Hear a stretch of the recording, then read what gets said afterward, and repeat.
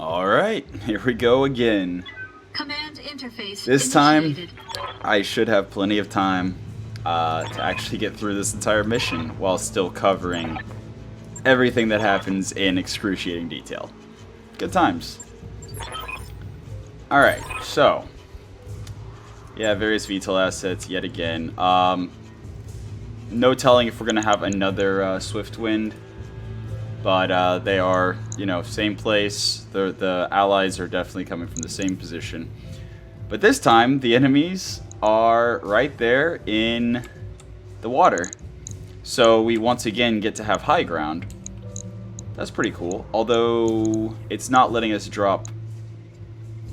I guess there's a certain distance away from the enemies that you have to drop. That's unfortunate. I would really like to drop on the high ground up there. Oh, it's really not letting me drop, like, anywhere over there. Huh. Okay. But yeah, okay. I'm pretty sure if we drop here, that's definitely not a dead drop, and our bushwhacker will have high ground. Yeah, I definitely want to avoid dead drops so that I don't have to spend a turn, using careful maneuvers to, you know, walk down off of a ledge. But this is a point to talk about stacking. So if you only have a couple viable hexes to drop in, you can actually stack as many of your units as you want in a single hex. So this has the benefit of making sure that obviously if there's only a few valid hexes that all of your forces are in valid hexes and not going to be stuck in a dead drop. And it also has the advantage if you have either staggered movement, where you have different brackets of movement that your units use to let you set up positional advantage potentially. And also if they have very similar movements, you can actually advance in tandem with each other. The biggest downside is no longer actually a factor. Because before the reposition round was a thing, the biggest downside to stacking up on the same hex was any shots that were taken at your forces before you had a chance to move had an incredibly high chance of, you know, stray shotting and damaging any of your mechs, even if the enemies had a had a relatively low hit chance. But since that's no longer an issue, we can drop all of our, all of our relevant high ground forces right on top of each other there. And then off to the side here, we're going to drop the Locust and our tank. And I think I'm going to drop the tank kind of halfway between the high ground and the low ground, which will give us options whenever it comes to positioning, once we see what enemies we're against. So, alright. Added spawn protection for round 3. Alright. So I assume that just means reposition round. That's a new pop-up, so I'm assuming it's referring to a new mechanic or mechanism of the mod. So, cool. In addition to the dart, we have a Maxim, which is actually a decently armored hover tank. So it is likely to get a lot of evasion being a hover tank, even in the water. And it's also going to be a relatively hard target when it comes to actually destroying it, as far as the amount of damage we need to do. Wheeled Scout, especially since it's in the water, is negligible. The Wheeled Scouts usually have very minor armaments, very low armor, and usually not the best mobility. Being in water as a wheeled vehicle, it's not going to be able to move very well at all. And then we have a Flea 16, which is standing right at the edge of rough terrain. So as soon as he moves, he's going to be, his movement's going to be reduced because of the rough terrain, and he's going to take a lot of stability damage very quickly. So even if we don't kill him with our first salvo or two, we should be able to at least knock him unsteady. And that would be a great opportunity to talk about being knocked unsteady and what all that means. So What do you need? Let's get into... Really? That's not a safe drop, huh? that little building. We're standing on top of that little building. So yeah, whenever you have a unit selected and you have move or sprint selected, you if you don't see any hexes you can move to, that means you are stuck. Luckily, the Phoenix Hawk does have jump jets, so we are going to use them, and this is a good time to talk about jump jets. So, jump jets, the number of jump jets you can fit into a mech maximum is based on the engine core size. The type of jump jets that you have to use is based on the weight of the chassis. So, anything up to 55 tons, light or medium mechs, use standard jump jets, and each standard jump jet is half a ton for 1 hex of jumping. Anything 60 tons to 75 tons, being a heavy mech, has to use heavy jump jets, which is 1 ton per hex of jumping per jump jet. And then assault mechs have to use assault jump jets, which is 2 tons per jump jet, which is 1 hex per jump jet. But even though you are usually traveling the same distance as your movement, which would actually be easier to demonstrate if we weren't stuck right now, it usually generates additional evasion because jumping makes you harder to hit than if you just move. Also, compared to sprinting, which sometimes, well, most base builds, jumping and sprinting, you're going to be able to sprint further than you can jump. But you'll actually generate more evasion, unless you're running downhill, etc., by jumping instead of sprinting. Now, the downside to jumping is, 1, you have the extra penalty to hit. So instead of the +1 difficulty of moving and shooting, jumping is a +3 difficulty. But even though it's triple the loss of accuracy compared to moving, it's only a 50% increase to the loss of accuracy from sprinting. So that's one trade-off. Now the other thing, whenever I execute this jump, you'll notice that it generates a bar of stability. So anytime you jump, you're going to generate a bar of stability, which is 20 stability. If you jump and that jump lands you over 40 stability, which is the standard normal stability threshold to be knocked unsteady, you will not be unsteady, but all it's going to take is a single little plink from a single machine gun, and you will get knocked unsteady. Now, one of the benefits of jumping compared to sprinting is you can still brace once you've finished jumping. And as you saw, whenever you brace, you drop your stability, the stability damage. So, if you're jumping and bracing to reposition and take a defensive turn, it can very much be worthwhile, since it will generate additional stability and you'll be able to get guarded and braced after jumping. And the other, consideration is you are often able to jump to places or out of places that you otherwise wouldn't have been able to move or, sprint to or from. For example, the building that I accidentally dropped everyone on, I was assuming that whenever the mission started, it would destroy the building, and because usually the minor buildings are destroyed whenever you start on the hex that they're in. But, yeah, that didn't happen. Now, I do have the option, if I wanted to, so not during the initial round, because we can't shoot during the initial round, but if, for whatever reason, I was stuck on a building during an actual combat round, I would be able to shoot the building. But this ties into the jumping. So, if you ever jump on top of a building, if that building gets destroyed, your mech will fall. And based on how tall the building was, you will take increasing amounts of stability damage and leg damage from the impact with the ground. So that's just a consideration for if you're deciding, especially in an urban biome, which is why one of the reasons I suggested avoiding urban biomes until you get the hang of the game. You can easily jump on top of buildings to get shots and line of sight that you otherwise wouldn't have been able to. but it comes with the risk of the building being destroyed and you taking massive leg damage and stability damage falling. But we'll get to that once we get to urban biomes. For now, we're just going to continue getting off of this hex where we're stuck and into defensible and, solid positions. So this, I'm pretty sure jumping here we will be able to close distance with and assault the flea over there.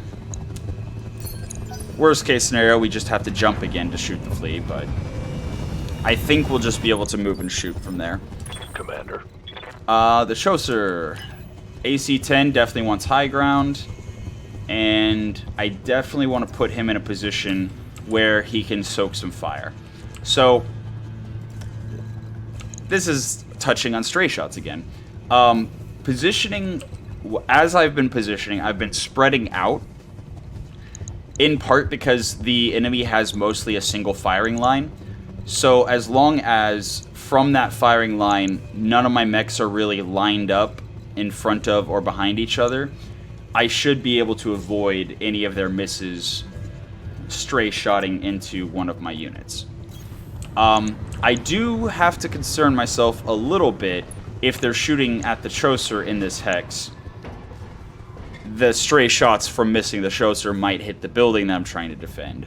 But none of these enemies have enough armaments that I'm really too terribly worried about the buildings taking damage. It's not like the... oh man, what was the mech last time? It's been a couple days.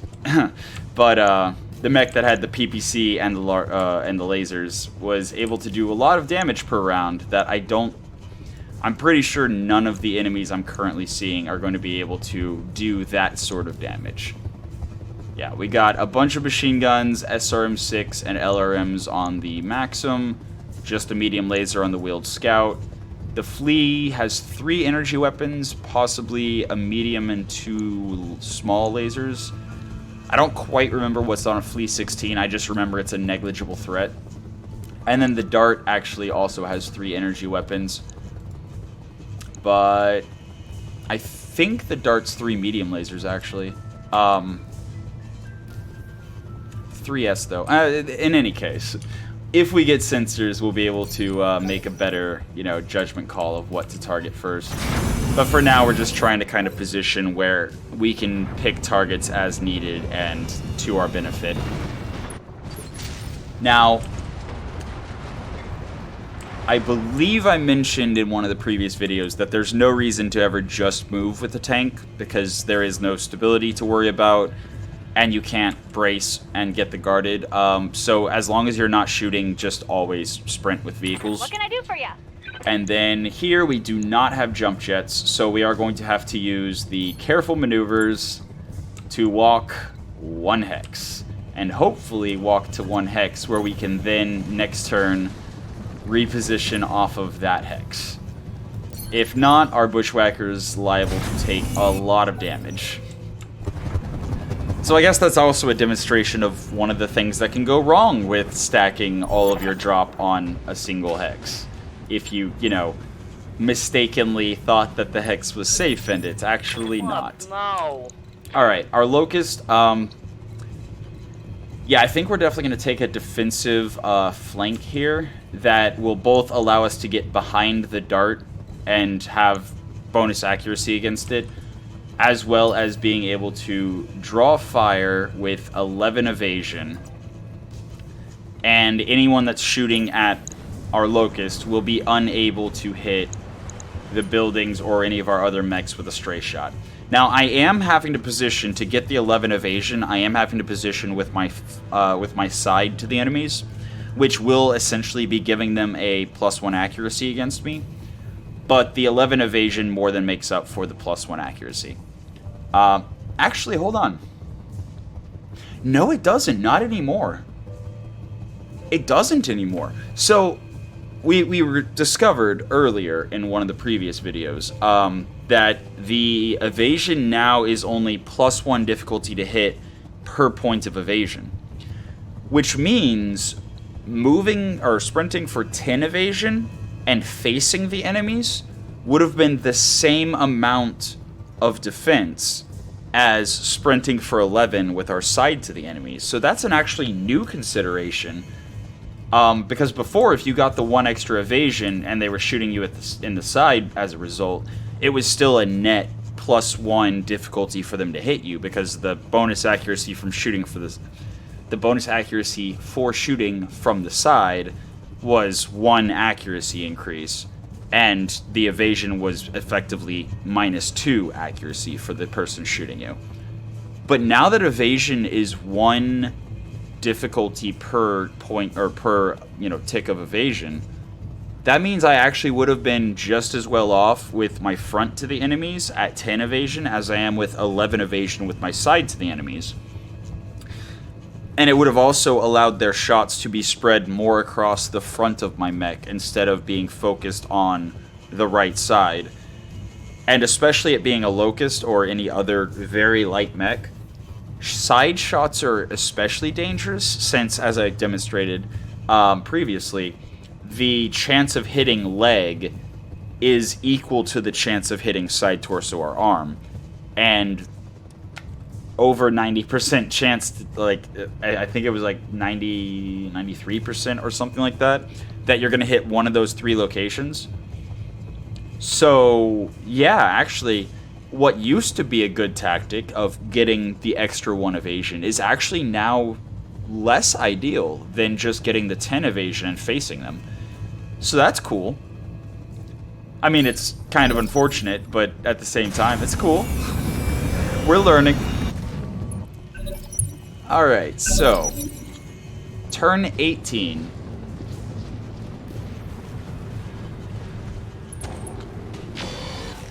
Oh, okay.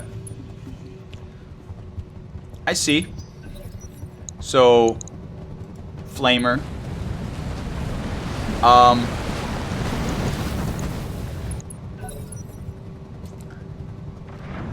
Is this a good time to talk about flamers and heat generating weapons?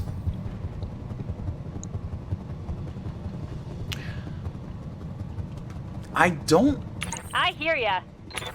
I don't think it's the right time, since this is just a single flamer and the extra +10 heat. Actually, I think it might have been 2 flamers. The 1 flamer that hit generated an additional 10 heat. But we're overcooling, and the delta on most of our mechs is like -8 to 10 anyway. So the 1 flamer is not going to matter at all for our current builds.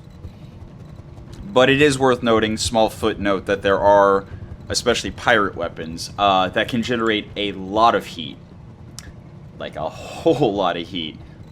So you do have to be aware that that is a thing the enemies could do, especially if you're in a hot biome. But since our cooling is so good on most of our mechs, we don't have to worry too much about it. And also, getting in the water, since there is water on this map, can also reduce the amount of heat very quickly. But for now, let's focus on positioning and target acquisition. So we have the dart, which has 3 energy weapons. Not entirely certain what those are, but it only has 6 evasion.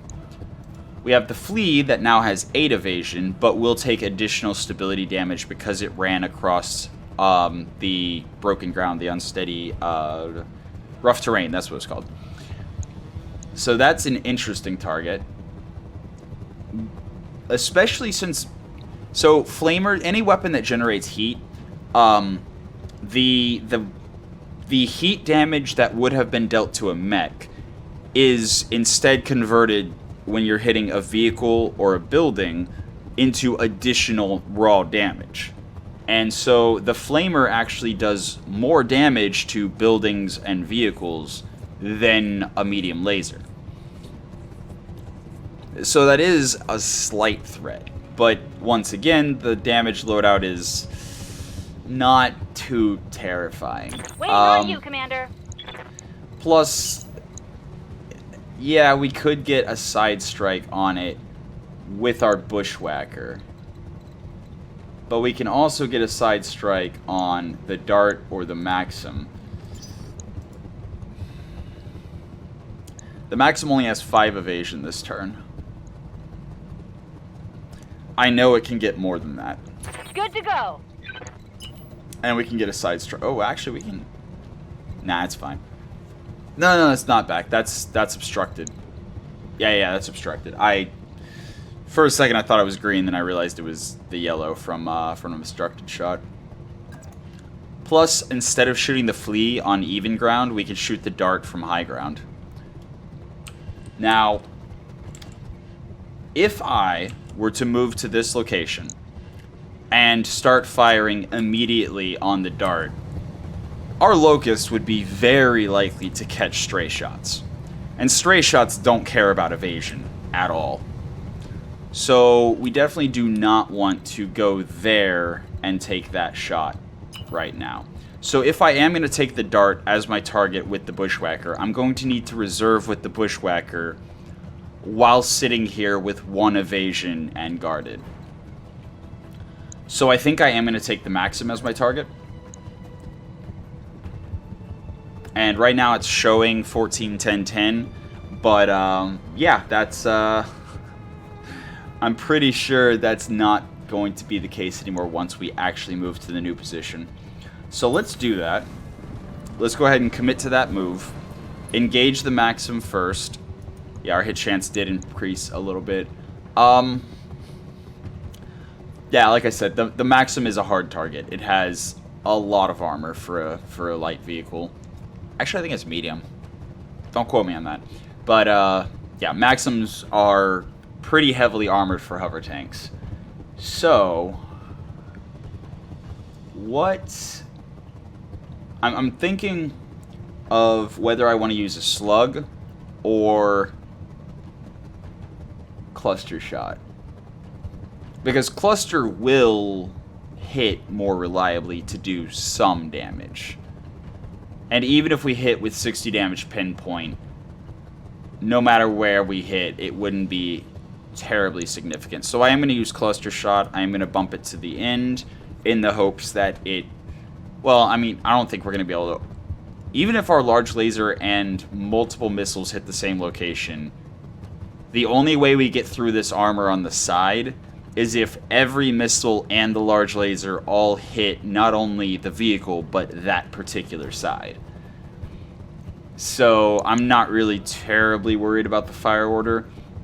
But the LBX cluster does have through armor crit chance, and the less armor they have, the higher that crit chance goes, starting with 0 through armor crit chance if they have more armor than the weapon can punch through, all the way down to, obviously, if they have, you know, less than 10 armor left, you're going to have a much higher crit chance through armor. But that's... yeah, it's not really the time to talk about that. Also, we do have the no sensors debuff, so that's why our hit chance is awful. Oh, another consideration of positioning here is if the Maxim shoots its missiles at anything, including the buildings we're standing next to, the AMS is more likely to intercept them because the missiles, in order for an AMS to intercept missiles, the missiles have to travel through the range of the AMS, which you can see is this dotted yellow circle around the bushwhacker. So any missiles traveling through that airspace, more or less, have a chance of being intercepted by our AMS. And since, again, we're using high explosive ammo, all it takes is the AMS hitting once per missile to destroy that missile. So even though we're not going to destroy the Maxim, by positioning here, we will be shielding basically everything except for our Locust from the Maxim's missiles. And aside from the missiles, it just has machine guns, which aren't terribly worrying until you start getting slim on armor. So, with all that said and done, here we go! We fire. And we destroyed a machine gun through armor crit. And there's more where that came from. That's exactly what I was just talking about. Autocannons, especially the bigger autocannons, autocannon 10, autocannon 20, and the LBX or rotary versions of those, or ultra versions, have the highest amount of armor they can punch through, and also have the highest crit chance through armor of any of the autocannons. The bigger the number, the more likely you are to punch a big hole, or, you know, have the round bounce around inside and break something. Yep. Now then, we have our Phoenix Hawk. and our Phoenix Hawk could follow up. But again, that was just a through armor crit. It still has way too much armor for our Phoenix Hawk to be able to do anything with its machine guns. And the machine guns are kind of the most notable weapon that the Phoenix Hawk has. The large pulse laser is good accuracy. The medium lasers, they're just medium lasers. So the only real consideration beyond just lasers go bird is the machine guns and whether or not we're going to be able to get through the armor to shoot. Now, we cannot get into the back of the flea. And this is, yeah, here I can I can talk about jumping versus moving and sprinting. So you can see, because we have the stock Phoenix Hawk 3S has the maximum number of jump jets allowed by the engine core, you'll see excuse me, you'll see our movement radius is the same as our jump radius. The only difference is, in the example of that hex, our movement has to consider what terrain it's running over, whether it's running down or up elevations, whether it's running through forests, whether, etc. Whereas jumping, we can get an extra hex in a couple of these places because we don't have to run uphill or, you know, around through a forest or whatever. So sometimes you can get a little bit more range and evasion out of jumping. And you will notice that it is basically an extra evasion whenever we jump, and compared to sprinting or moving to the same hex. So we could jump here, but I was mostly looking to see if we were able to jump into any really good positions, and I'm not seeing one I'm particularly interested in. So yeah, this again goes to the machine guns are the most interesting part of our Phoenix Hawk's loadout.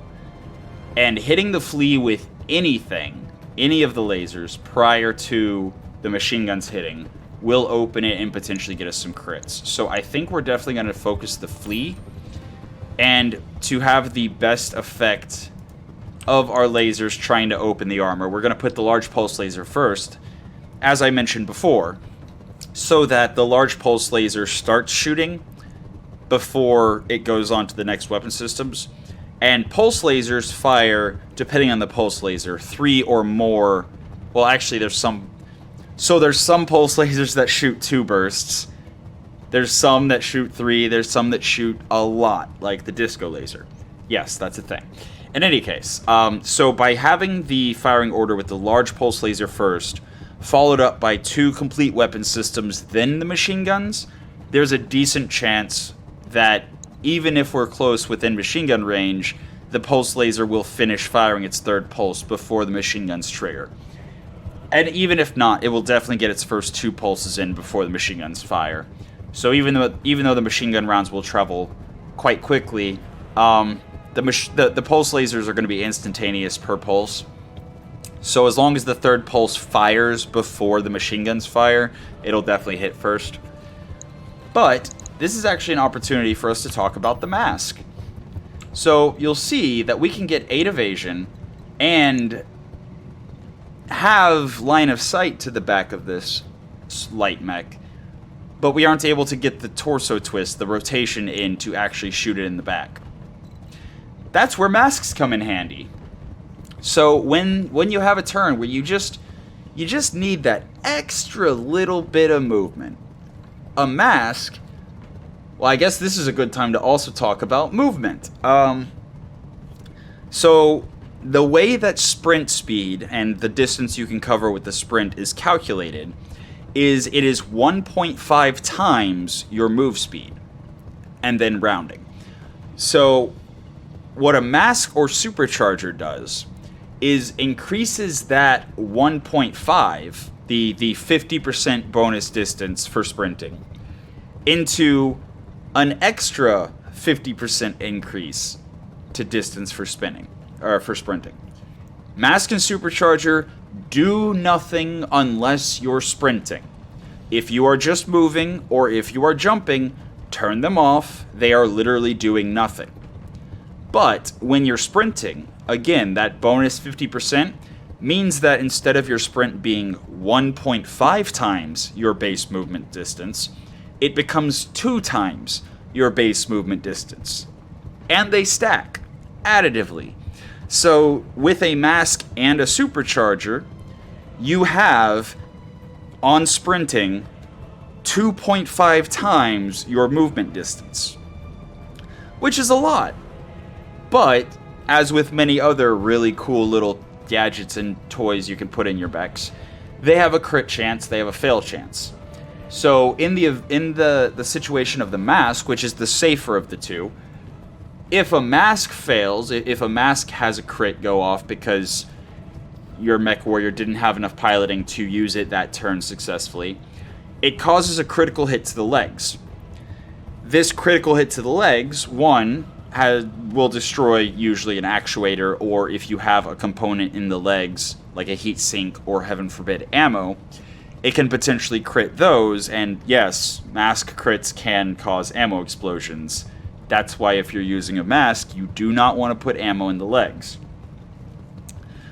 But, more noteworthy if you did build around the MASC being used and potentially taking crits to the leg, when you take a crit from MASCs, it is a crit that causes stability damage.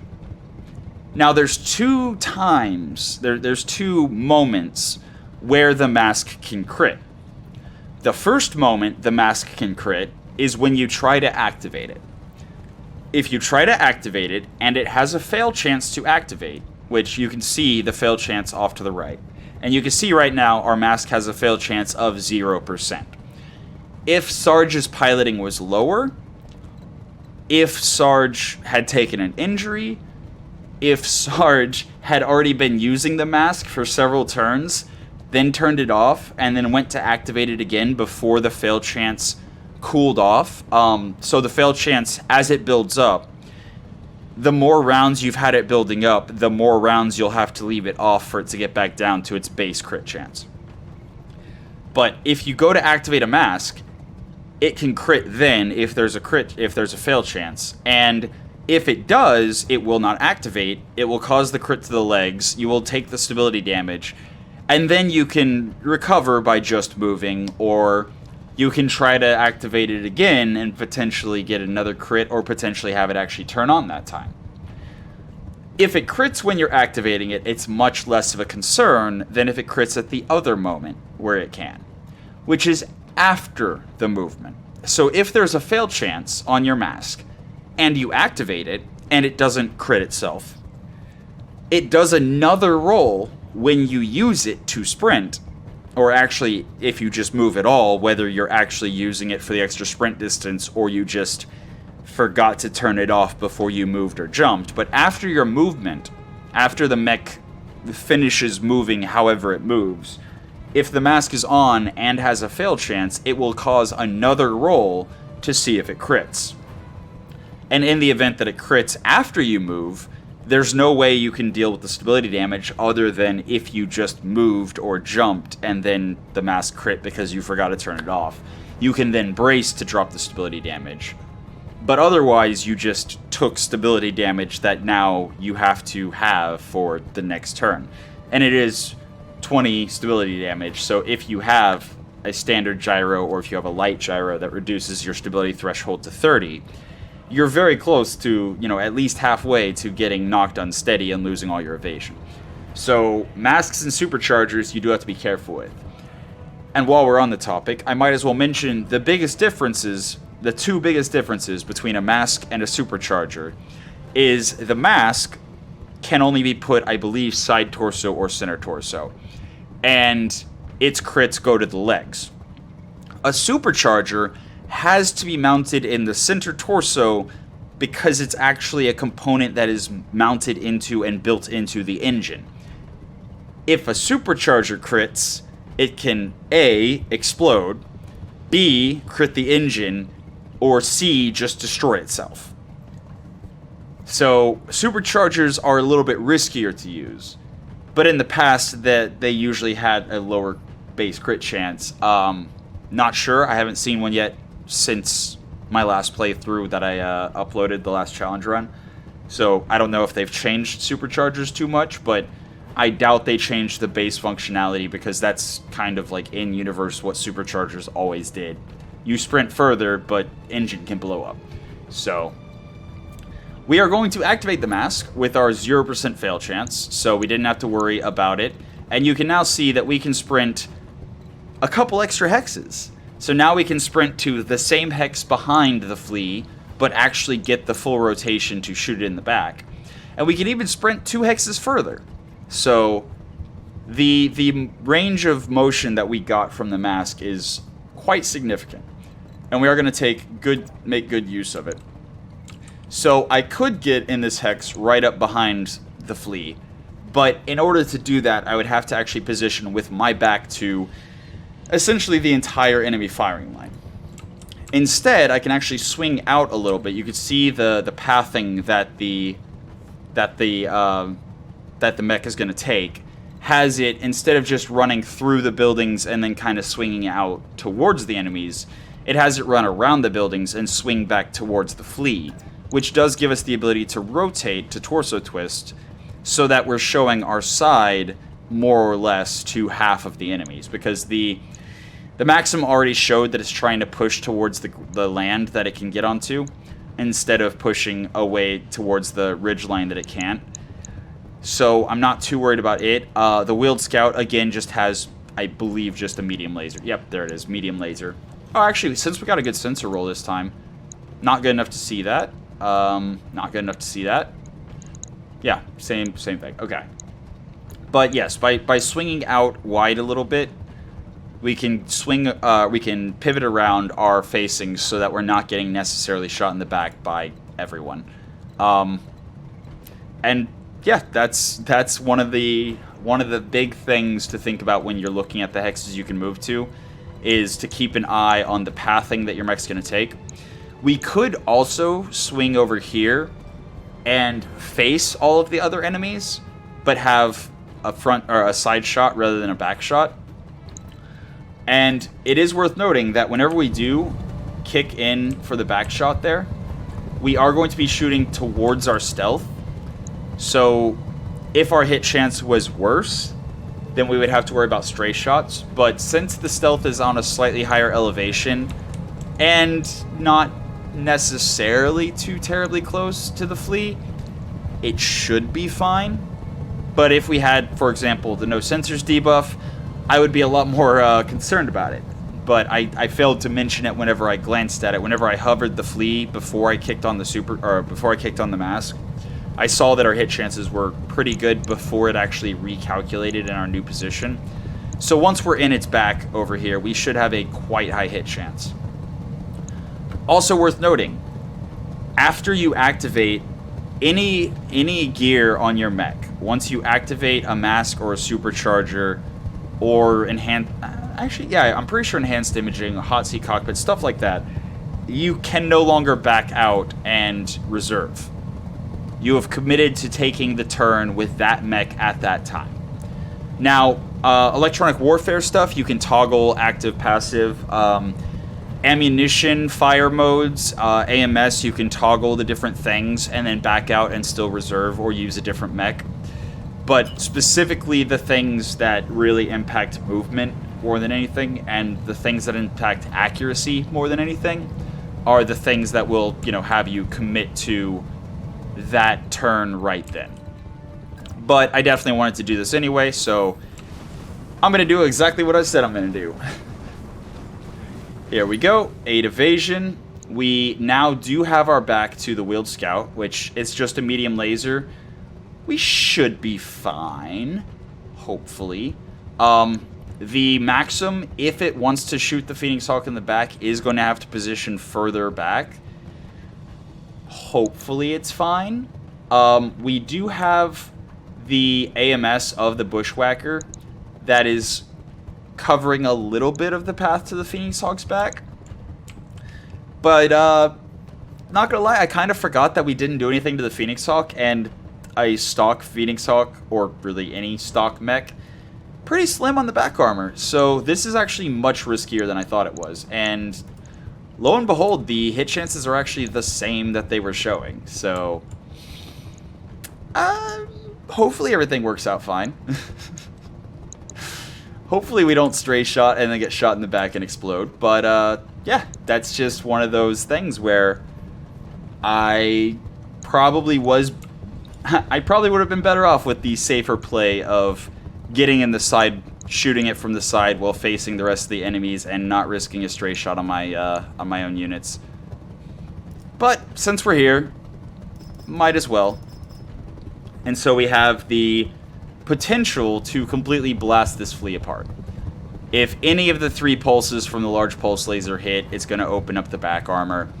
If the medium lasers hit, they're going to open up the back armor. And the machine guns in and of themselves are doing 24 damage, which is enough to open up the back armor and crit things. So, here's hoping. Well then. Okay, so the large pulse laser actually only fired 1 pulse that missed before the machine guns fired. That's unfortunate. That said, most of our stuff missed anyway, but we didn't hit. I think we did hit with a little something. Yeah, we definitely hit with something that did 8 damage. Oops. Oh no, that's right. Never mind. The flea already shot the stealth and hit with the flamer, caused +10 heat, and that's where the damage came from. So we didn't stray shot. But we definitely did not get the damage that I was looking for. And also the large pulse hit arm instead of back. And fleas, pretty much universally, fleas are... the weapons are mounted 1 center torso and 1 on each arm. Unlike the Locust, where the arms are almost always shield arms. You can zoom in at the model and look. And you can see he's got 1 little weapon on 1 arm, 1 little weapon on the other, and 1 little weapon sticking out of his face. So, yeah. That getting the arm basically open does mean we can follow up and potentially destroy 1 of its 3 weapons. But I was definitely hoping for a more impactful strike in the back. But, these things happen. So, I am worried about the Maxim, just because of how much damage potential it has, and the fact that it's quite maneuverable. So, I definitely want to try to focus fire it, and hopefully it takes a target that's shooting at it, rather than taking one of the target, like, you know, the Phoenix Hawk that it can get behind. I don't want to move to the 6 evasion spot with my tank, because that actually lines it up with the back of the Phoenix Hawk, and again, I'm trying to keep them from shooting the back of the Phoenix Hawk. But I can position a little bit forward here, and it is lining up from the wheeled scout towards the bushwhacker, but a stray shot from a medium laser is not a massive concern. So I'm going to get the 6 evasion, or 5 evasion, I mean. Move to get the best hit chance possible, and hopefully get some solid damage in on the Maxim. So yeah, we have a 73.6% chance to hit the side. But even if we hit the side, again, this thing has so much armor that doesn't really matter that much. So we're just going to fire the machine guns ×3, and yeah, the hit was to the front. So that's the worst possible. It's fine, though. It's fine. We still get the bonus hit chance if we shoot him in the side, but I think, especially since that hit front instead of side, I think I'm going to try to take down the flea. Yeah, Commander. With the stealth here. If I can. And you see the MASC here has a 1% fail chance. But we can actually sprint for 3 here. And this would be a dangerous hex to land in, to end up in. Because, yeah, we'd be standing right next to our Phoenix Hawk, and if they try to shoot either of us, the odds of them hitting not only the Phoenix Hawk, but hitting the Phoenix Hawk in the back would be pretty awful. We can also push further and shoot past the back of the Phoenix Hawk, which is an even worse idea. But the reason I specifically mentioned this is to draw attention to the fact that this is another benefit of having a streak weapon system. over a non-streak weapon system. Since a streak system, like our streak SRM2, will only fire if it gets a target lock and every single missile will hit, that means if you're using nothing but streak weapons, you never have a chance of stray shotting enemies or friendlies. Because in order for them to fire, they have to hit with every missile. So, if we were running nothing but streaks, this wouldn't be a terrible idea. But since we are definitely not running nothing but streaks, it is a terrible idea. So I'm really looking at this and seeing no meaningful way we can really follow up on the Flea without putting our Phoenix Hawk at undue risk. So I'm actually going to...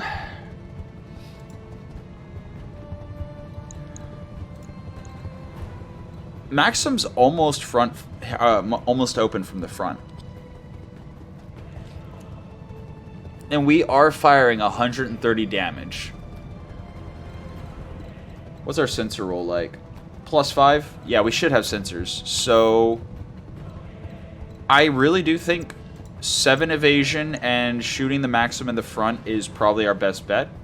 And right now we don't have line of sight, so the weapon accuracy is likely showing the no visuals debuff, which is also +5 difficulty to hit. Or do we shoot from the side and get the bonus accuracy, but potentially sink all of our missiles into the side there? Because if we're shooting from the front, we might hit the other side that's completely fresh. But if we're shooting from the left side, we're guaranteed to either hit the left side that's already a little damaged, the front that's almost open, or the back, which has less armor than the right side. And it would be the same evasion either way.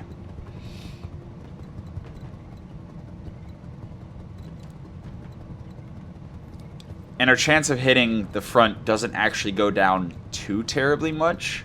So I think shooting in the side is going to be the better option here. And the reason I'm specifically giving up the high ground is, again, trying to get their attention away from the Phoenix Hawk. So with the 8 evasion and the accuracy penalty for shooting at the high ground, they're likely to prioritize a target they have a better hit chance on. Like the Trocer, with only 5 evasion. But we'll see. Whenever it's their turn, we'll see. And yeah, that's all there is to say about that. Here, again, I could fire the lasers in a different order, or the SRMs in a different order, but there's not really a whole lot of point to it. Well, I say that, but actually firing the Streak 2 before the SRM-6 is slightly more optimal, because the higher hit chance means that if it does hit, those missiles will definitely hit. But at the same time, they have the same crit chance as the standard SRM. So, yeah, SRMs and Streak SRMs are kind of interchangeable. So it doesn't really matter at all. Alright, looks like we hit mostly side. Which is fine, because that also means that our allies have a higher chance of... Unless they're not going to fire. Wait, why are they going over there?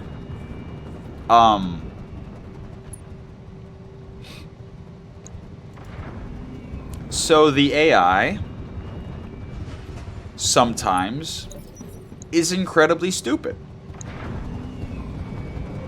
Do they not have weapons? Are they running away? Like, well, that one had a weapon.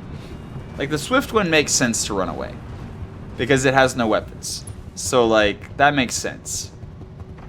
But that one has an ER medium laser, and it's running away. Okay, Wheeled Scout is moving also away, not shooting. Did I spend so long talking that the AI bugged out? Yeah, they have weapons. They're just... Well, except for that one, okay. The Martin there doesn't have weapons, so it's running away. But, yeah, why? I'm here. Why? why is AI being dumb? And you'll see, yeah, we hit everything but the front. But that's fine, because again, the only side that we didn't really want to hit was the right side. So once again, we kind of want to hit the Maxim from the flank. We do not have a MASC this time, but we can get high ground firing past the stealth or the Chaucer. But we are close enough, so the elevation difference, in combination with the fact that the weapons will originate from the center of our mech, means that there is a very, very negligible chance of us ever stray-shotting the stealth from this particular hex. So, since we have a slight elevation over it, and he's only like one hex in front of us, this is a safe position to get into. So yeah, we will. The Locust will run over. Now, I am clustering up a lot, and if they do miss, for example, the stealth, we are at risk of the Locust or Chaucer or Bushwhacker taking a stray shot. But I feel like it's worth the risk to try to do more damage to the Maxim. In part because we might be able to get through the armor at this point. Then again, I think both medium lasers would have to hit for us to actually have open to the front. So I will stick with just ×3 on the machine guns so we have them guaranteed for next round. Both lasers went wide. That's unfortunate. And our allies still running away. Alright, Maxim, is it also bugged out and just going to run away and not shoot? No, okay. But AMS did fire. Four of the 11 missiles were destroyed by our AMS. One hit for 9 damage. So, it's fine. But yeah, our allies are completely bugging out. And just running. For no reason. Okay. Pulse lasers. Higher accuracy. More damage instances. So, because of that, more likely to hit and do some damage. And it looked like it was probably 3 small pulses. That's fine. That was actually pretty respectable damage from the little dart, but not too much to worry about since it hit the stealth, and the stealth has respectable armor. Again, that's why whenever I was first looking through the mech bay to see exactly what all the mechs started with, I saw that there was ample front armor on the Phoenix Hawk and the stealth to just drop them in missions without worrying too much early game. That said, I just realized, glancing over, it's been almost an hour. So, I'm going to call it here for this video, and we're going to continue tomorrow. And we only made it through 1 round. Alright, that's fine. For now, that's been your episode of Roguetech for the day. I hope you enjoyed it, and until next time, have a good one.